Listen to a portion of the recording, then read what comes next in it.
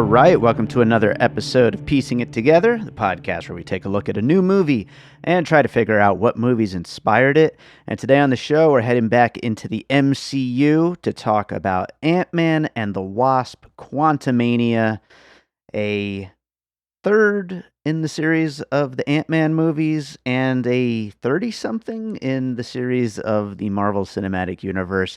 There's a lot of these movies, and things are getting weird here, but we're going to try to figure some things out as we get into the conversation. Joining me is filmmaker Rick Ives, who actually has worked on a bunch of these Marvel movies and the Marvel shows, so it's really awesome to have him here on the show. We have a great conversation, a lot of great puzzle pieces we get into, so that's coming up here in a second. Before we get to it, I do want to remind you, as always, to make sure you're subscribed to Piecing It Together wherever you listen to podcasts. You can, of course, find us on Apple Podcasts, on Spotify, Pocket Cast, Good Pods, wherever you're listening right now. Make sure you're subscribed. We have our live episode on Cocaine Bear, which at the time this goes up, we'll have just recorded last night. It will be up on the feed next week, so I'm sure it was a lot of fun. I'm recording this in advance, of course, but lots of episodes on the way, so make sure you're subscribed. You could also follow us on social media at Piecing Pod. Join our Facebook group, Popcorn and Puzzle Pieces, where we continue the conversation about all the movies we talk about here on the show. And don't forget, we do have a Patreon, the Produced by David Rosen Patreon, where I post bonus and advanced content from Piecing It Together, from Awesome Movie Year, and from my music career. So lots of great stuff over there. It's patreon.com/bydavidrosen. We appreciate the support. And with that said, let's try to figure out this Ant-Man movie. All right, we're going back to the Marvel Cinematic Universe, and joining me today, we've got filmmaker Rick Ives to talk about Ant-Man and the Wasp: Quantumania, which is quite a mouthful of a title. Rick, how are you doing? Great. Here we go. Put on your tiny little miniature seatbelts because it's going to be a ride. So, sometimes they're tiny, sometimes they're very, very big. And that's right. Yeah, it just depends on how big you want to be in that particular moment. Yeah, well, we'll get into Quantumania and everything about the film as we're going. But before we do, it's your first time on the show. Yes. Tell my listeners a little about you and what you do. Oh, thank you. Rick Ives. I am a independent filmmaker and also assistant editor who works on a lot of these Marvel movies that you have seen before, many of which you've probably talked about on here. Yeah. Not this one, not Ant-Man, but Not I've yet. been in the industry for 10 plus years, and my side gig is doing editing of low budget features. So I kind of have a foot on both worlds where I do edit. I'm the editor on low budget features and assistant editor on the big time stuff. And then just recently, I wrote, directed, edited my own indie feature that we're going to talk a little bit about today, but Sure. we can get into that later. Is that it? Yeah. What else you want to know, Dave? Tell me. I mean, it sounds like you kind of summed yourself up in a nice little way there, and yeah, we'll talk about more about those things that you do. Neglected to mention, fan of the show. I think it's a well, great thank you. format. I love the banter. I love all the guests that you guys have on. So Yeah, thank you for contributing to my entertainment. yeah. Well, I'm glad you enjoy the show, and hopefully we'll get some of that banter going, and hopefully we'll figure out this movie, and we'll also talk about your movie in a little bit. So first of all, I felt like we should start this off by me saying, because look, I've kind of been vocal about this on Twitter and stuff. Like, I was kind of disappointed with this movie. Yeah. That being said, the Ant-Man movies are my favorite Marvel movies. Oh, okay. Cool. I love the character. I love Paul Rudd. I love the lightheartedness of these movies versus some of the other ones.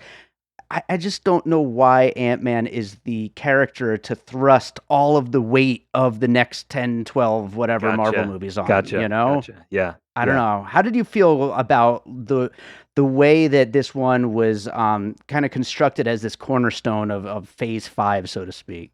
Yeah, that definitely was interesting. I haven't really thought about an answer to a question like that. You had told me ahead of time that you weren't the biggest fan of this one so far. I'm still trying to kind of process. I just watched it yesterday, how I landed on it. I didn't hate it. Yeah. There are other movies out there, even in the MCU, that I actively disliked while I was watching them.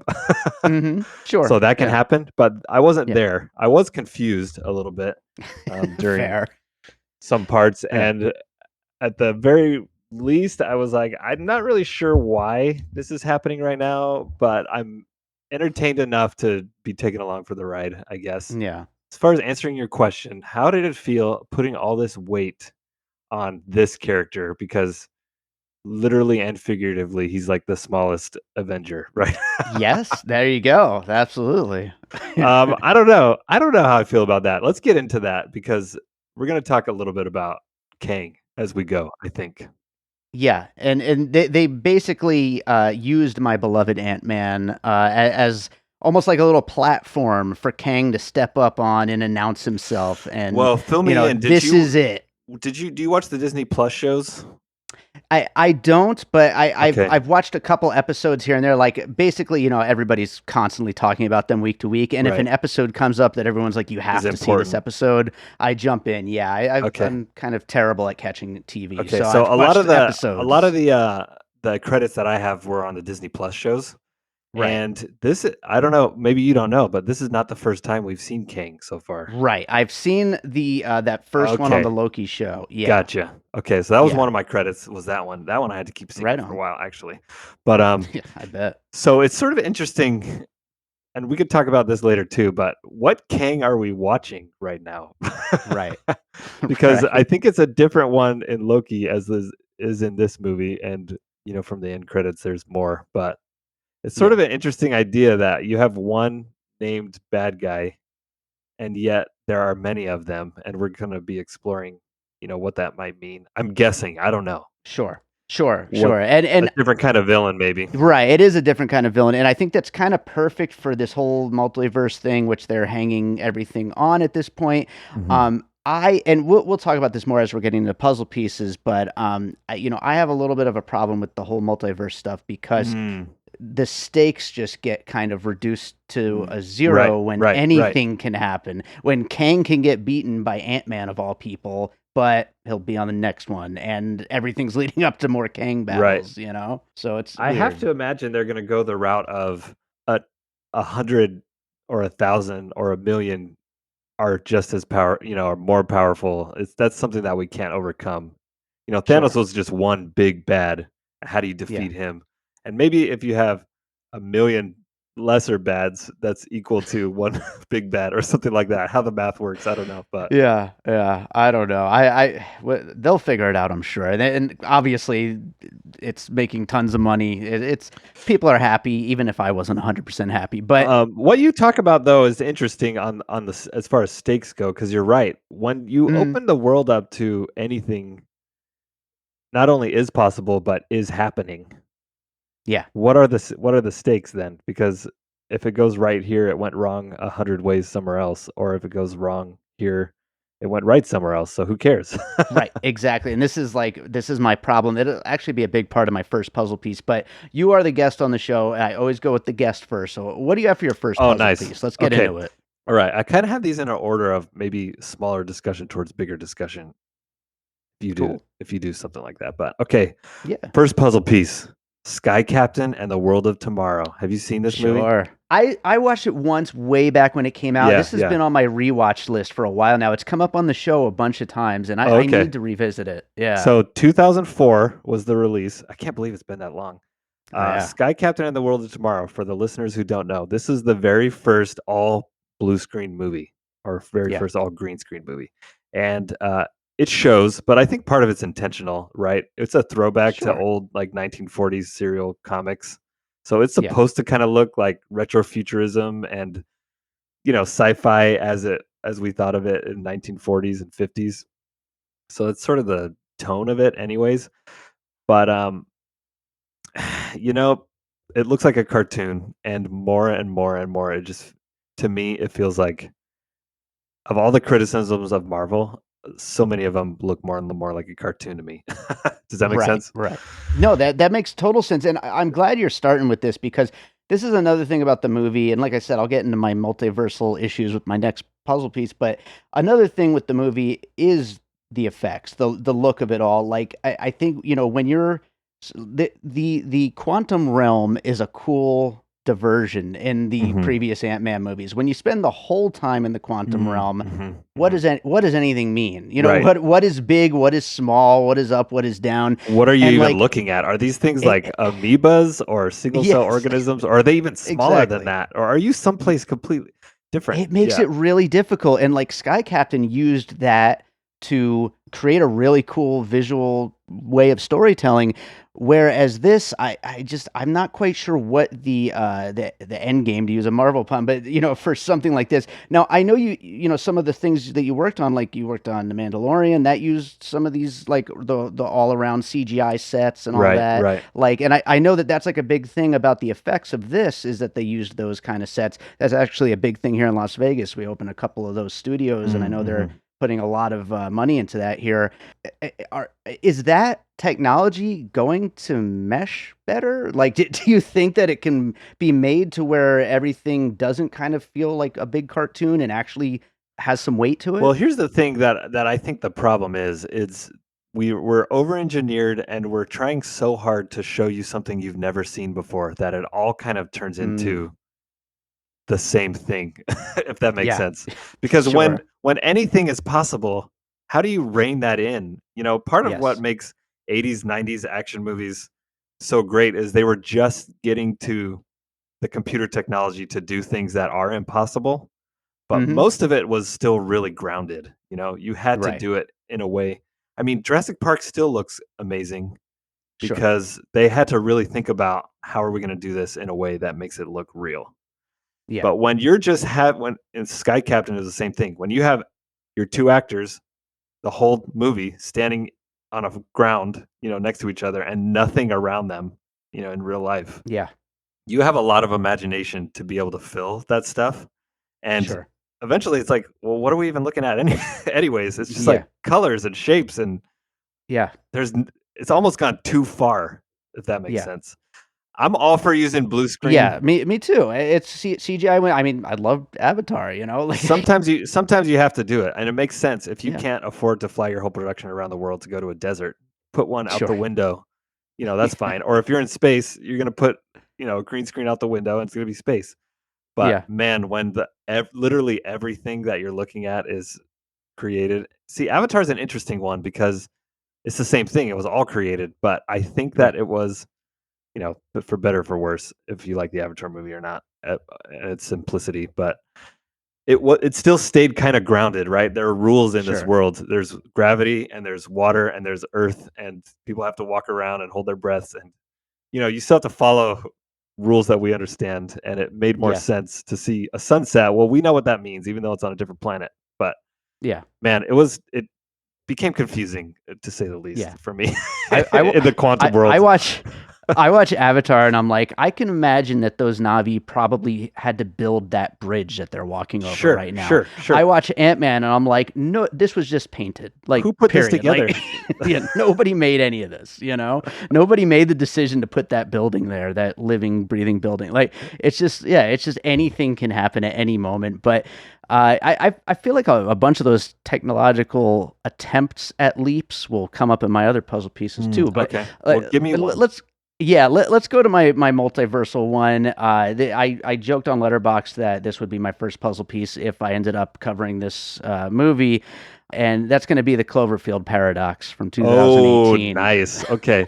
So were you one of the ones who watched this right after the Super Bowl that night? Yes, I Me watched it too. right away. Me too. I I was was so so hyped on it. excited, I can't so because I'd heard excited. about this movie coming out. In fact, I was in Los Yeah. Angeles when they were shooting it, and I had some coworkers who had gone to set, and oh, that's the Oh God wow. particle. That might be a Cloverfield movie. There's whispers about Yeah. this happening. And when it finally landed, oh man, I was hyped on it. And now tell me, what did you think? And it absolutely took away all possible stakes of my beloved Cloverfield Oh no. would-be trilogy Yeah. because now it doesn't matter what happened in the other movies. It doesn't matter what happened. Anything could happen. And Right. that is I don't think that fits well with storytelling. I guess it's a comic book thing and it works in comic books because everybody wants to just have an endless stream of comic books. And so I could Right. see where that would work. But when it comes to a movie, I want to know there's some big threat, and that threat, if they don't save the Yeah, day, there's like big stakes. The stakes are there's real. big stakes. Nothing matters after the Cloverfield Paradox. Like J.J. Abrams and the director of, who I can't remember, isn't Jules something, but they said like, oh yeah, no, nothing matters. Like anything could happen from these 2 hours and forget about it. And I feel like that's what they did with Quantumania here. And it's like, yeah, there are things to like about both movies. I wouldn't say that it's a complete misfire on either case, but the problem being that it throws continuity out the window. Right. Interesting. So I think it might be too early to tell where they're going with this. I really want to trust Marvel that they have it all mapped out and figured out in a way that is going to work for us. Mm-hmm. Right now, I think we just don't know. So we can only talk Yeah. about this movie as it is. And I think you're right. When you introduce those stakes, or the fact that stakes don't exist anymore, you're in tricky territory. So while we're talking about this, can I bring up my next puzzle piece? Go for it. Let's Okay, do so it. I've got another one that deals with multi-dimensional stuff, and it's called Mr. Nobody. Oh, Have I you haven't heard of seen this? this. Okay. No. The year was 2009, starring a young Jared Leto, before he was the Mm. Joker, before he may have been Prefontaine already at this point. So this is Okay. a interesting multi-dimensional movie before it was a thing, really, right? So I'll just give you like the brief setup for this. Is he's an old man far in the future. It looks crazy sci-fi. It would not feel, totally different than the quantum realm, maybe, actually. Okay. And he's thinking back on his life, and he has this, I don't even know how you would describe it, power, maybe, or ability that he can see the different lives that he would have lived had he made different decisions. So the whole movie Okay. follows 3 different choices that he made throughout his life. One was when his parents get divorced, he lives with his mom or with his dad. And then later on in life, he has a choice between 2 women that he is going to marry, either this one or this one. And so for the whole movie, you're switching back and forth between these 3 different possible lives. Mm. And he's trying to decide which one is going to bring him happiness. Sure. Kind of like Sliding Doors, the Gwyneth Paltrow movie. And it all comes to the end, and in a way that the old him kind of knows that all of these are happening at the same time, and he has to make a decision on which one it's going to be his life, if that makes sense. Mm. Yeah. So that being said, I think there is a way to do multi-dimensional stories in a way that does still have stakes, and the thing is, the stakes have to be in a way smaller. It has to be personal. It has to be, intimate with why the decisions are being made, and what does that say Yeah. about us as an individual, or as as a people, whatever it is. So I want to have faith that they're going to go down that road and make it a personal story and make it mean something. Yeah. But we'll see. Yet to be decided. Yeah. We'll see. And they've certainly had plenty of success, both financially and just people loving what they've done. And so there's no reason to think that they won't be able to figure it out. It's so hard to see at this point, but I'm sure that they will. But yeah, that's a great piece though, and it sounds like an interesting movie. It's funny. I meant to look this up. There was a book I read when I was younger too that was all alternate histories, and I'm sorry I don't have the title. Maybe I'll have to email you afterwards if I go find it. But there was a short story in sure. there about a detective living in a world where they had also discovered multidimensional, possibilities, and they were taking technology Yeah. and sharing it with other versions of themselves. And the end of it was he looked at a gun and thought, should I shoot myself in the head right now? Because Mhm. in one universe, I am going to do that. And in this one, I'm not. But does it really Right. matter? And it's the same question that you're asking. Like, if all of it is happening, then why do we care about this one? And that was the existential Right. crisis of that story. Was he was kind of trapped. Wow. Like, none of it really matters at all. Oh, That the end. It's like a that's Black a Mirror wild episode. story. Yeah. Yeah, it's all becoming. I mean, we know that the writer of this was one of the Rick and Morty writers, and Oh, everything right. was like Rick and Morty-ish, and Right. All the different all that like possibilities. yeah, mind-blowing stuff. But I'm gonna combine a couple of puzzle pieces here because they kind of go in the same territory as your Sky Captain piece, and so I figure I'll kind of throw these together in a way. I'm gonna go with David Lynch's Dune adaptation, Okay. and I'm gonna go with John Carter, the failed Disney attempt to make a movie out of the John Carter story. Yeah. Both of which are just like so out there and specific in their sci-fi Mm-hmm. that it they feel a little kind of gobbledygook, Yes. and like there's just Yes. so much weird stuff going on. And if you're not along for the ride, you're just gonna be lost. And I feel like with Quantumania, that's like kind of the problem where it's like if you're not like in on, oh, okay, this is just pure nonsense, just silliness with these characters, with this this gloop character who's obsessed with how many holes he has, Right. and Right. with buildings that are living, and like all this weird crap being thrown at the screen. You're just going to be so lost in not knowing what the hell's going on. But there's a lot of funny in all of that. And I Sure. actually just rewatched John Carter for the first time. I know that movie was like a huge flop for Disney. Right. It and was. I actually like John Carter though. I do too. I think it's pretty good. I think it's not that bad. We actually just covered it on my other podcast, Awesome Movie Year, and because we're covering 2012, so it's obviously the box office flop of the year. Yes, And totally. yeah, and in rewatching it, I was like, yeah, man, this movie, it's ridiculous, but it's fun. And Right. I think that they're going for some of that same thing. Like come along for this ride. We promise you it's going to be weird, but It's gonna be weird. It's gonna be wild. You're gonna see some crazy, like yeah. fever dream stuff. If you can vibe with us for just 2 hours, you're gonna maybe have a good time. Now, I You know? don't have that experience with David Lynch's Dune. Okay. I was at kind the of right do age too, when actually. Sci-Fi Channel had their Dune, and I never read the books, but I enjoyed that Dune for what it was because it was my Mhm. first interaction with that property. Loved the new Dune, Yeah. and when I was in college, I went back and I was like, yeah, I'm gonna watch this old Dune movie, and wow, that movie is nuts. It's bizarre. It's absolutely bizarre, but there's some really like charmingly weird effects in it that like I think Yes. are like really fun to watch. Like that's the thing about movies from that era. It's like even if they're not necessarily good, they could have some like really fun stuff in there, Yeah, yeah. Oh man, that's So, funny. Okay, well, my yeah. next puzzle piece kind of is going to piggyback on that one, and it is not a Okay. movie. This is a video game. You're a gamer? Ooh. I have been off and on through my Okay. life. I'm ready. So I haven't since I had kids because there's just no time for that anymore. One day, Mm. but one of my favorite franchises ever was Mass Effect.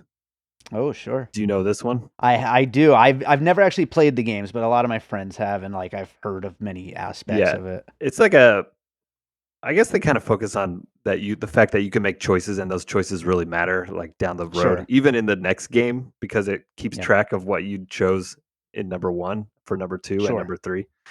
But it takes a lot of homage to Star Wars, Star Trek. It's Yeah. basically big sci-fi, lots of different aliens, lots of different species, lots of different planets flying all over the galaxy, and I think it fits right in with your John Carter and Dune. And it's just all about world building. And in this case, Yeah. though, Mass Effect is great, and I bet your listeners know that because it's so Oh, deep yeah. in the lore of like each alien and each species and why they are the way they are.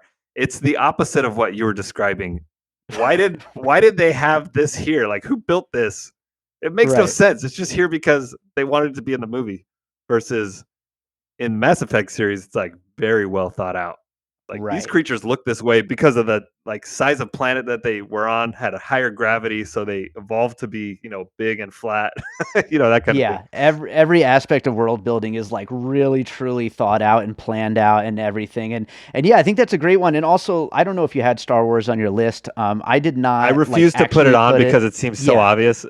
It's so obvious, exactly. And Yeah. so I think Mass Effect, I guess you could say John Carter I is mean, we have a too. straight up Cantina band scene in this movie. Yeah, it's basically the cantina scene for about 90 minutes of the movie or something, or maybe right. like 80 to 90 minutes. But yeah, no, Mass Effect is a good version of that, though. They wanted to do the world building in this, but they just didn't. They was trying to put too much in, I think. Yeah. Yeah, In there's a not enough lot time. of world. There's a lot of world to build, and it's just, yeah, I don't know. I'm going to go to another puzzle piece because it deals with some of that, and it's maybe too new to really be a puzzle piece. But Okay, interesting. I thought it would fit anyway here, especially with the Disney connection. I wanted to go with last year's Strange World, which Okay, all right. I thought was a lot of fun. I know it did not do very well at the box office, and Because people didn't even know it was coming out. It just happened. yeah, Or what it was, exactly. or It's just it just kind of came, it was gone, and everybody said, "What happened?" Like, for your consideration, what happened? But you know, it's a really fun movie though, and when it goes into this like inside world where everything is just wacky and weird and super sci-fi, Mhm. it feels like we're doing the same thing with the quantum world here, and it's I you know it's as weird, but everything kind of has a little bit more of a thought out feeling Mm, to it in mhm, Strange mhm. World. And I think that's why it kind of works a little bit better. I do think it's weird also in Quantumania. They kind of treat the quantum world as almost like a center of the earth kind of story, even Mm, though technically it's not supposed to be that. It's supposed to be shrunken down to, micro, nano, whatever, and mhm. and it's not inside the earth, it's not below the earth, but I think they even say that multiple times, we're below the earth, like multiple times in the movie, and they're kind of getting that confused because I think it's just so complicated to build it out. I don't know, man. Yeah. I was wondering this multiple times, like, where are they? Are they Yeah. really within an atom in the room that they shrunk down in? Right. Or are they someplace else? And if it's so small, is this happening an infinite amount of places, like, even in the one room, you know? Like, what are the odds that Right, Kang right. landed There's a here? billion of these per inch. It's a very I mean I guess it would be tough to wrap your head around, but it straight up doesn't necessarily work if you think Doesn't make about it, sense. Yeah. But yeah, I mean it's just an excuse to like create these magical, fantastical Well, worlds and the later thing that Marvel's been doing is they have all these different kinda layers, right? Where you've got mhm. in Black Panther, you got the layer of, like, the ancestors where they live, and then in Miss Marvel, you probably didn't watch, but they've got another layer that's like the Nor, where Ooh. another race live, and you've got Uh-huh. the quantum realm where these people live, and man, it's just strange, like and then you've got the multi-universe where I guess all of those have these different layers also. Man, I just don't know. I just don't know how it all fits It, together.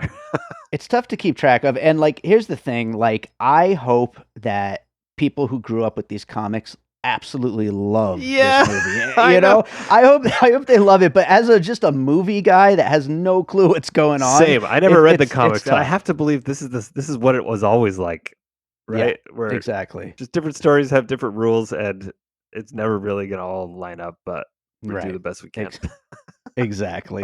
What do you have for your next piece? Let's see. Okay, we've talked a lot about multi-dimensional stuff. We've talked a lot about visuals. I want to talk about okay, this one's going out there. Have you heard of The Harder They Fall? Ooh, okay. With Jonathan Majors and Yes, that's it. yeah. So this was a Oh yeah, Netflix it's movie. It's great. a Western.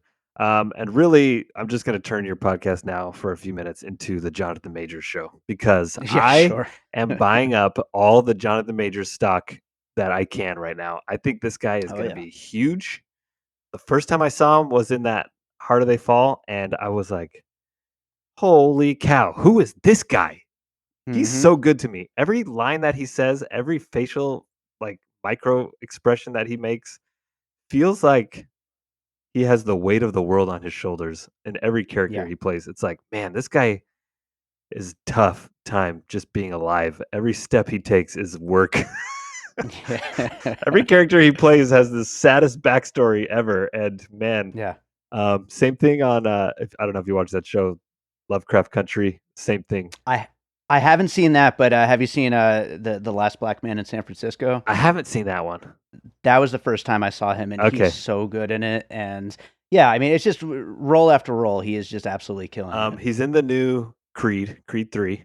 I've got a Right. couple Can't wait. friends who have worked on that movie while they were shooting it, and he said that Jonathan Major steals the show every time, every scene Mhm. that he's in. And man, he's so good. It almost makes me feel uncomfortable. Like, man, whoever has to be acting with him is at a disadvantage because I feel like he just overpowers. I think he's a great choice to play a big villain in a different way than maybe we've seen before. I'm excited to Yeah. see where we go with it. But Sure. Yeah. Yeah, yeah, and like you that's said, it. that post credit scene, like it kind of it shows that he is going to really get to stretch his legs as this character. How weird can we get? Yeah, what the movies are going to look like, who knows? Hopefully, a little better than this one, maybe. But he is going to get to do a lot of interesting stuff.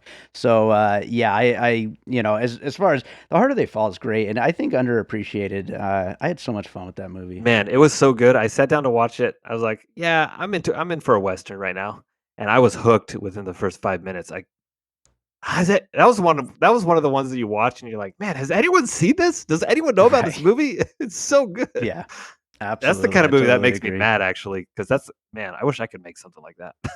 For sure. That's a first-time director, and dude, knocked it out of the park. Well, I'm gonna combine a movie and a movie that was inspired by that movie for my next piece here, because why not? I'm gonna go with The Wizard of Oz and Army of Darkness because it was its 30-year anniversary this week. So yeah, okay, but this is just like Wizard of Oz, isn't it? Right? Yeah. I mean, Paul Rudd and his family in this case, but get sucked into this fantastical world. They have to meet up with all these new friends along the way. They have to return this magical doodad to be able to get home. It's Wizard of Oz. It's Army of Darkness. It's a million other things that have used that story kind of trope along the way, and it's a great way to structure a movie because you get to see this great world. You get to see all these characters. Just it doesn't always work out quite as well, but it's a great setup. Nice. I wonder if there's some Wizard of Oz Easter eggs hidden in there. There's I so much wouldn't to doubt look it. at that I wouldn't doubt it. Yeah. Yeah, totally. Interesting. Well, what do you got for your next piece? All right. Maybe you have never heard of this before, but I'm talking about MODOK a little bit. Oh boy, here we go. So, have you ever seen the movie called Thumb Wars? Do you remember that one? Oh, is this with Steve Odekirk? So Steve Odekirk, yeah, the Kung Pao guy. Yeah, that's right. It was before Kung Pao. Yeah. Every time MODOK popped up on screen, all I could think of was Thumb Wars because it looks the exact same. It's like a weird stretched face, and this is not human. I watched that like incredibly inebriated. I don't remember any of it, but I got to rewatch it. All right, listen, it's on YouTube. They just released I looked it up today. There's a 4K version on YouTube, officially released, and it is ridiculous as ever. And if you liked the character MODOK, buckle up for some Thumb Wars because, okay, I know we weren't going to talk about Star Wars, but it's basically Star Wars, New Hope, and Empire Strikes Back combined into a 30-minute short. And all the characters are thumbs and superimpose eyes and mouths, no noses, on their thumbs, and they go through basically the same thing Robot Chicken and Family Guy did with Star Wars, except before any of that. Yeah, they all do it eventually. Yeah, and it's crazy. And like I said, every time I saw MODOK, all I could see was Thumb Wars. And I said, yeah, we're talking about Thumb Wars on this show. We have to. That's an incredible piece. I'm so happy you brought that one up, and a great reminder that I need to rewatch it. And I'm such a big Kung Pao fan, so I'm all in on that. I can't wait for the sequel that's been promised for like 20 years now. But I never heard that. Really? Yeah, he's been saying forever that he's going to do it, and it never seems to materialize. I don't know that I've seen a Odekirk thing in forever. No, he hasn't done anything. Oh, okay. I don't think so. Yeah. Let me ask you this before we move on to another one. Were you ready for some MODOK butt? I mean, was anybody in what went through your mind? Butt? First time we're going to see nudity in a Marvel movie, and here it is. Yeah. Why not? Why not? It's a good one. I did a double take. Did I just see what I thought I saw? Man, that character. Okay, let's talk about that for a quick second before we move on here. I think that deserves like a little tangent here. Like, I don't even know what to do with that. Like, it was the comic relief, right? It's just supposed to be like a goofy bad guy that we can all laugh at. I'm sitting here complaining about this movie a lot, and that's one thing I'm not going to complain about because Corey Stoll is great, and I'm glad they did a flashback because I wouldn't have even figured out who that was. It's just so stupid, but it's kind of what I wanted, I guess, is even stupider. I don't know. It kind of goes to show that maybe I don't know what I want out of Ant-Man 3, but if that worked, but some of the other stuff didn't, I don't know. It's such a weird character. It was so weird, and I loved just like how it looked visually because it was so Yeah. bananas. Oh man. Wow. I will go with you know what, I should have written down which one it is. It's one of the Matrix sequels when there's a million Mr. Andersons. Is it Reloaded or is it re something or Revolutions. other? Is it Revolutions? Yep. Yeah. Mhm. I was thinking about that. I was just wrote down Matrix sequels. I should have looked it up first. I'm bad at this. But anyway, when we get hundreds of thousands of Ant-Mans for the big Yeah, sequence yeah. where he has to get the magical doodad thingy. Oh yeah, good one. Yeah, Oh, you so know it's what? just a That does simple happen. thing. No, that does happen in Reloaded, and then it happens again Okay. because eventually Agent Smith takes over the whole Matrix, and it's all him. That's the end of Okay. Revolutions. Yeah, yeah, There we go. So it's both sequels. I'm good. yeah. You're Look good. at that. That I'm was good a at kind of this. wild sequence, wasn't it? It In was. It Ant-Man. was very weird, and I don't know. This okay? Here we go. I'm complaining again. I don't want to sit here and complain about this movie, but this is again when anything is possible. You see a sequence like that should blow our minds. Like, Mhm. how did they do this with so many Paul Rudds? But it's like they obviously can do anything at this point. Right, right. So Yeah, it it's kind of tough. takes away a little bit. How do you one up Yeah. yourself anymore? Because you've gone Yeah. as far as you can. Right, exactly. They should pull back a little so that way moments like that and moments like MODOK, impact you a little. Having more. one Baskin Robbins version of him in Mm, there was cracking me up, though. that was good. Yeah, Paul Rudd is great, and there's so much. There's great Paul Rudd stuff in here, and that's what saved the movie for me. Really, like it's not that anybody else was bad necessarily. Right. He's just so dang likable. He's just so good. Yeah, Yeah. and that's the main thing I went for is I want Paul Rudd in a big superhero movie. And so at least you do still get some of that. And so, that still makes it a worthwhile watch. I'm wondering if it isn't I'm wondering if what you love about Ant-Man is the fact that it's more grounded. It's like this isn't a superhero movie. It's just like schmuck who fell into Yeah, this, and there isn't a lot of superpower stuff. The fight in right. the first one, the big fight is like on a kid's toy table. That's the kind of Sure. stuff that's fun. That's fun because you get to see the comparison to how big he gets, how small he gets, to all those like kids toys and stuff like that. It like really plays with the concept of Ant-Man. Well, it also plays with the concept of what's a third act of a Marvel movie because we're so used to being sure. punch, punch, kick, kick. But what about when you're with toys? It's kind of Yeah. a joke on the whole thing. Yeah. But now we're absolutely. clearly into territory where it's like, this is Thor. This is, Right. Guardians of Well, the Galaxy. this could have been Guardians of the Galaxy, exactly. Like you're saying, this could have been the next Guardians of the Galaxy storyline, but instead we'll see what we get with that in a month. But this would have fit perfectly with what they do. Right, So, right. I So don't maybe know. it was just that it strayed a little too far from what Ant-Man was Yeah. supposed to be in the MCU. But Yeah. Well, what do you have? I have one more piece. What do you have go your for next it. one? I'm out. There you go. I will throw in Valerian and the City of a Thousand Planets. Oh, Luc Besson's nice. sci-fi. This kind of follows a lot of what we've already talked about, actually, Star Wars, of course, but, also Dune, also, John Carter, Mass Effect, even, the video game you brought up. Just so boring. Yeah, it's just, why couldn't they pull it? The visuals were incredible, and it has so many ideas to it. Yeah, and it just great doesn't ideas. quite land it. Doesn't It's like, land it. I don't know. But man, this is boring. I Yeah. should be liking this so much. That's how I felt the whole time watching this movie. I'm like, why am I not just having so much fun? I love trippy stuff in movies. Why aren't I liking this? But yeah, it definitely feels a lot like Valerian. So yeah, I think that's a good list of puzzle pieces. I'm going to read down them and we'll get into some closing thoughts here. But we talked about Sky Captain in the World of Tomorrow, The Cloverfield Paradox, Mr. Nobody, Dune, John Carter, Mass Effect, Strange World, The Harder They Fall, The Wizard of Oz, and Army of Darkness, Thumb Wars, The Matrix sequels, and Valerian and the City of a Thousand Planets. I think we get into just so many weird science fiction-y things that are just trying to build these crazy worlds out, and that is such a hard thing to pull off. So it's like you don't want to Peyton Reed is awesome. I love Peyton Reed. You don't want to put it down too much because it is a difficult thing to pull off when there's so much going on here. But I just don't think it all kind of came together. Right. It's tough, man. It's tough to make big budget movie, especially in this world where everything matters. The studio is Yeah, telling you got to fit this other stuff in because it matters for the.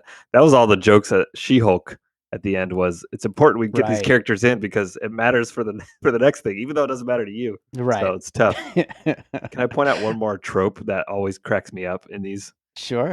It's when distance doesn't seem to make sense. So like Right. in Independence Day, they jump into a plane and they fly around for a couple minutes, and then all of a sudden they're in Utah. You're like, how did you get from LA to Utah? And like Sure. this one had a big one. Remember where she turns around and she's like, take the tower. And you see the tower in the background. Yeah. And that tower was 2 miles away. I Yeah. It had guarantee to have been. they're going to be running for 20 minutes before they get there. It It, always it, it cracks d- me up when they do stuff like that, dude. Why is yeah. it so like what? It makes no sense. How are you It gonna just doesn't make run sense. there? It's a really tricky thing when you're in this kind of like nothing matters world. Like, yeah, things like that just don't work. But Oh man, I thought that was so funny. the only other thing I wanted to bring up, and really, as much as I've complained on this episode, the biggest problem with the movie, where was Michael Pena? Um, How do you what drop Michael Pena? Dude, what are it's we the doing it's here? the easiest layup. You gotta have Yeah, him here and you gotta just do the joke over and over again. It's always funny. put him in the post-credit scene. And tell the That story would have been and fine. it's just so silly. What are we doing? What Yeah. what are we doing? My biggest Yeah. my biggest complaint probably was just act 3. Like I think maybe I mentioned this earlier was I just didn't understand like what was happening. Hmm. So he's trying to get the thing so that he can teleport out of here. Why doesn't he just do it now? And Right. yet he's waiting and we're trying to fight him for it and stop him from going, and it seems like Ant-Man and Wasp are going to be stuck down here, but then 10 seconds later, oh, we figured out how to get you back. So, no worries. At the end, it's like Yeah. nothing really happened. That absolutely, and that goes back to my stakes issue. Is like we got these speeches from Kang. We now know how big of a threat he is. I suppose. But as far as what happened from beginning to end, everybody is in the same place where they were when it started. Like Mm. this particular story didn't necessarily get us anywhere. There's still a Kang out there in the quantum realm. Ant-Man's still with his family in New York or wherever it was, and you know, it's the same thing. Well, end of the day, I still give this a recommend because it was entertaining enough. I wasn't sitting there actively angry at what I was watching, Yeah. which I have done with some other superhero movies that have not fallen into Hmm. the MCU. But Absolutely. so I had some laughs. There was some crazy stuff to look at. Oh, we didn't even talk about Yeah. Bill Murray. I don't know what he was doing I, in this movie. yeah. And I, well, it's not the best. It's not the worst. So there you go. yeah. Well, let's move on from Quantumania because you have a movie that I actually watched a couple of weeks ago, Solid Oh, Rock nice. Trust, which I actually really enjoyed. As far as like this kind of single location thriller, for people who haven't seen it, the idea is it's all told from the point of view of kind of the ringleader of this bank heist, who you're seeing all of her conversations with the people who are out on the job making it happen. And normally that's just a voice on the phone, but we're seeing it from the other side of it. And is that a good explanation love of it. kind of? Thank you. There you go. And it's a really really clever setup for this kind of single location thing. Yeah, thanks. The other hook is that, while we were writing it, I was trying to like throw in as much as I could to keep this interesting because I know it's a tough sell. I mean, this is not a Mhm. Marvel movie. we had the Marvel catering budget for a week to put this one together. Yeah, But sure. so what can we put in that that's cheap or free? And so one of those things was she has a bunch of different accents that she does, and she has a bunch of Sure. different languages, and the hook is everyone she's talking to doesn't know it's all her, so they all think they're Right. talking to somebody different, and she's putting this facade on that she's multiple different people, and none of them have the full story. She's the only one who has the full story, and then it all goes wrong. Of course, it's a bank heist movie, so it has to. Cops get called. We got shootouts. We got backstabbings, double crossings, lots of surprises, Sure. lots of twists and turns. Except Absolutely. what you said, exactly right. It's all from her Yeah. perspective and watching her try to navigate this ordeal as it gets worse and worse and worse for her. Yeah. So you hold the tension like really well through this thing being, in this one setup, but obviously a lot of the credit has to go on this actress. Coco Marshall is her name, right? Yeah, that's right. She's incredible. Yeah. Yeah. Was she somebody you had worked with before, or how Never. did Nope. that collaboration work We out? put out a casting call. She was one of the people who showed up for an audition. Her reel was great because it showed her doing the different accents, which, by the way, I showed the script to a bunch of people and they all said, this is great. Super fun. It's fast paced, exciting, but you're never going to find an actress to do this because nobody can do that. Sure. Yeah. And we found her. We actually started to do this before COVID hit, and then everything got Okay. postponed. So I didn't actually talk to her right after the audition, even though I really liked her, because I'm like, what am I gonna do? Hey, I'd like to do this movie with you some point. I don't really know when, but are you interested? So I just If the sat world on it. ever changes. Yeah, and waited and waited and waited and called her up. I think it was almost a year later actually. Said, "Hey, you came into audition for this part. I'd like to send you the script and see if you're interested." And she was totally on board. In fact, she brought more accents than were in the script originally, just because she could do Wow. more. She said, "Can I change some of these?" I said, "Yeah, go for it, by all means." That's awesome. So she was just great, man. She showed up. She knew all her lines. We could go for minutes at 10 pages at a time, and she would not miss a beat. And the room we were in was 95 degrees and 100% humidity, and she never had a frown on her face. She was just ready to go every day, and just a wonderful experience with her. Wow. Well, I want to ask you about like the idea for this film because like was this something that the idea was initially, to do something like this, or was it born out of like trying to do something like on a smaller scale? Both. Yeah, definitely. Okay. I Yeah. wanted to do a single room thing because I love those kind of movies. Every time one pops Yeah. up on Netflix, I'm like, dude, I've never heard of this, but I have to do it. I have to watch Yeah. this. Buried is a good Absolutely. one. Lock is a good Hmm. one. Have you ever You're seen Grand Piano? I've never heard of that one. Grand It's a Piano. movie I didn't know about until just a couple of years ago. It was actually written by Damien Chazelle before he directed anything. Oh, okay. And it's so good. Oh, It's I'm gonna have to check that single one out. location at this concert, and man, it's so good. But yeah, no, I agree though. I love that kind of genre. Cube. You're a sci-fi fan. What do you think about the cubes? Sure. Yeah, love Yeah. those.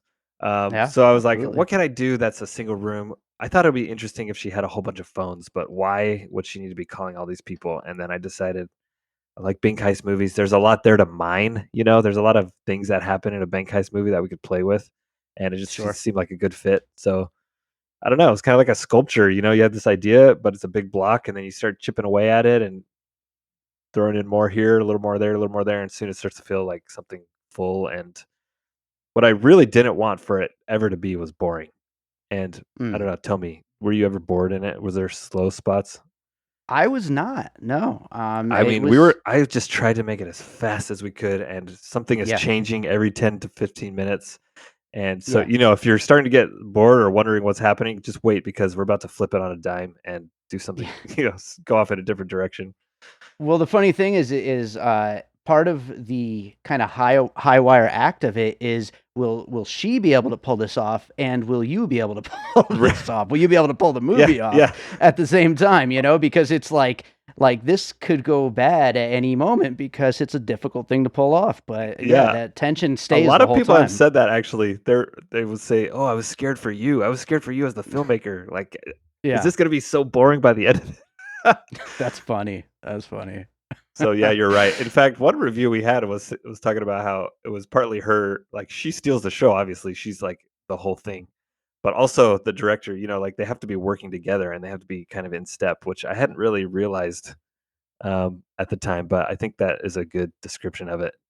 Yeah, it's scary. I mean, it's tough to say I'm gonna put all this time and effort into this thing that, by all accounts, should be the slowest, boringest thing. Watching somebody on a phone for an hour and a half, but I don't know. I think we put enough in there to keep your attention and take you on a ride, and hopefully at the end of it, you feel like you've like come someplace. Like you've gone on a journey, even though Yeah. it's basically real time. It's basically 90 real minutes, in this Right. person's life, and at the end of it, we feel like we've come so far and we know her so well. But Yeah, absolutely. Well, do you have anything you're working on right now that you want to mention? I'm always working on Marvel stuff.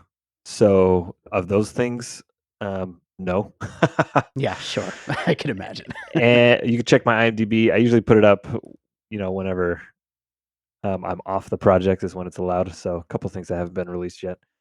And then let's see, I just edited a documentary that's going to be about one of the first American skateboarders in the Olympics, which is a cool, Mm, feel good sports doc about skateboarding. very Small cool. town kid makes good. And then I've got a couple more scripts written. We'll see if I get, another spot in my schedule that's free for a month or two that I could put something together. Hopefully I can come back if that materializes. Yeah, But absolutely. I would love to have you back. Where can people find Solid Rock Trust and everything else that you're working oh on? yeah, check the show notes. I'll send you the link where that'll be updated where you can find it. But it's available for free on Tubi. You can Hmm. do a rental right now on Amazon, on Google Play, and YouTube Movies. And then if Okay. you're listening to this after June of 2023, it will be on YouTube everywhere for free through our distributor, and it will be rolling out to more places soon. But you can find us on Facebook, Instagram, all the social stuff, Cool.